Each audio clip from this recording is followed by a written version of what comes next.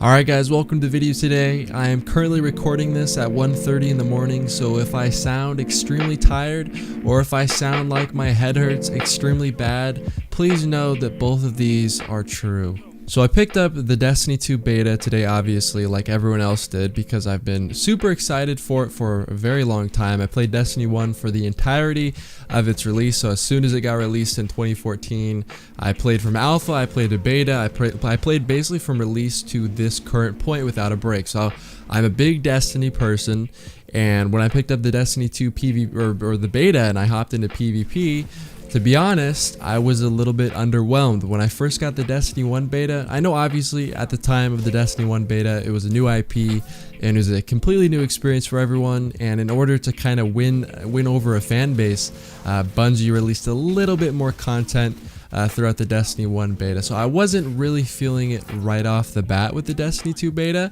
and I just felt like I was a little bit useless, if that makes any sense, in PvP. I felt like I wasn't the master of my own fate anymore. I felt like I relied on team shots only. If I was going to run an angle or a route by myself, that I would get completely screwed over, and that it just didn't really seem like it took that much skill. And I played for around 13 hours today. Obviously it wasn't in a row, they were kind of like in 4-hour blocks, and then I would take breaks, went out with my girlfriend, ate dinner, stuff like that, recorded a few videos, and somewhere around the 10-hour mark I started kind of noticing myself getting used to the game, and that's when I started doing really good. And this game was the last game I played of the night against some solid players who you may recognize, a few BSK members. So I just wanted to share a few things about Destiny 2 PvP and some little pointers that will help you improve that I learned over these last 13 hours. So the first tip, which may appear to be quite an obvious tip, is something that I kind of skipped over. The first few weapons you get in the Destiny 2 beta aren't really any weapons that you can adjust the perks on. So naturally, as soon as I started getting other weapons, I didn't really inspect them to see if there were better perk options. Upon further inspection, I found out that my Nurgle pulse rifle, the Nurgle PR4, which is the pulse that I was using in this gameplay, actually has a lot better perks and a better sight on it. So I switched the sight to the non-default one, and I switched to a different, I think it was a barrel attachment. I'll include a screenshot of what it originally came with and what I switched it to. Same thing goes with the shotgun. Originally it's like, it has some weird perk on it where it gives like better handling or better stability or something. You're going to want to switch that to extra range, and then I believe there's a ballistic option that you can select to get that stability back. So basically you want to optimize your weapon perks.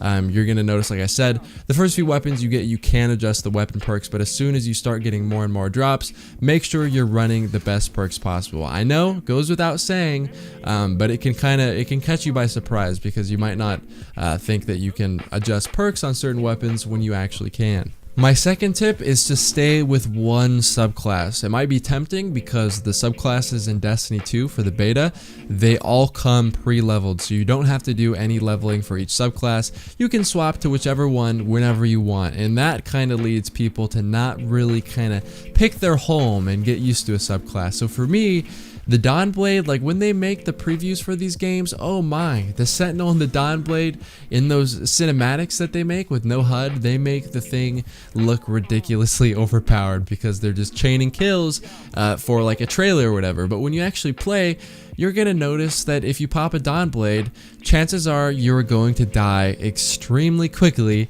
And it's surprisingly, it's quite difficult to get kills. You have to learn the trajectory on the swords that you throw. You have to learn the movement. You have unlimited dash midair. That's one of my favorite things about this class, is double tapping your crouch button. For me, I play on Puppeteer, so it's R3. If you play on default, it will be circle.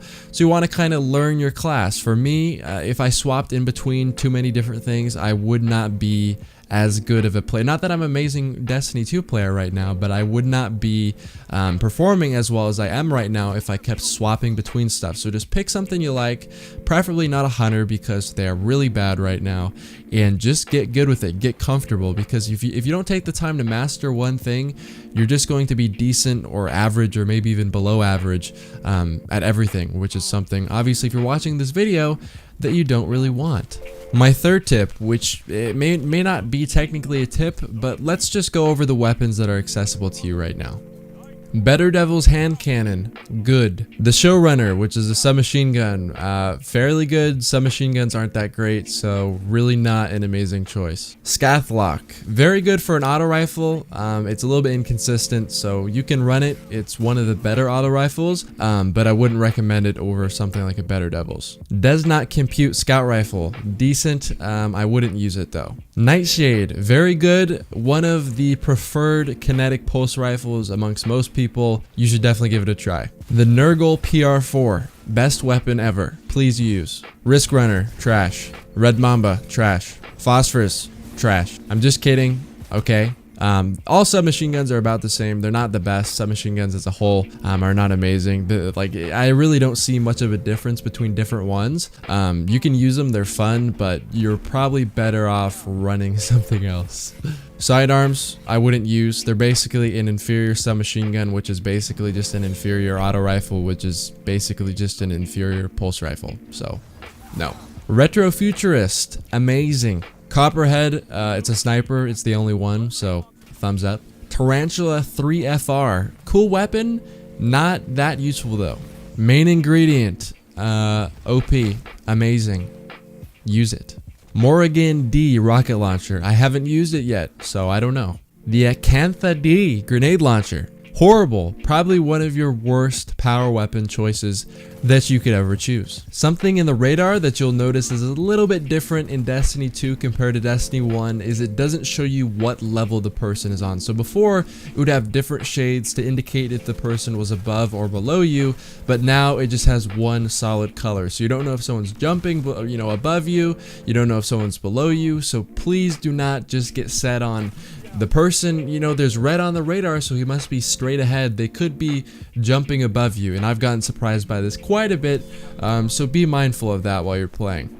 The next tip is probably the most important one. So unlike Destiny 1, you can't really get away with trying to force kills and force engagements, because in that game you had weapons that registered extremely well and you had good weapons. In the Destiny 2 beta, we don't have the greatest weapons out there, so don't try to force anything. Naturally in a control match, people are going to be prompted by objectives to move around the map, so don't feel like you have to always be challenging people and running around.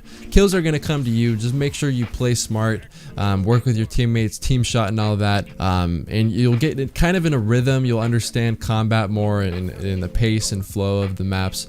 So don't feel like you have to run out there and try to kill people all the time, because chances are those people are going to be playing really defensive as well, and it won't go too well for you, because you're going to notice that hand cannons don't really work quite as well as they do in Destiny 1. I'm not going to try to make the video over 10 minutes for extra money from ads, because it's only a beta, and at that point I just be making up stuff just to get over 10 minutes. So that's going to do it for the video today.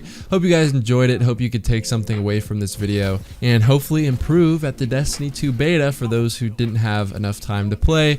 Luckily I had the luxury of playing a ton of time today, because I'm only going to get to play 2 days of the beta, so I had to squeeze in as much time as possible. Hope you enjoyed it, and hope to see you guys in my next video. Peace.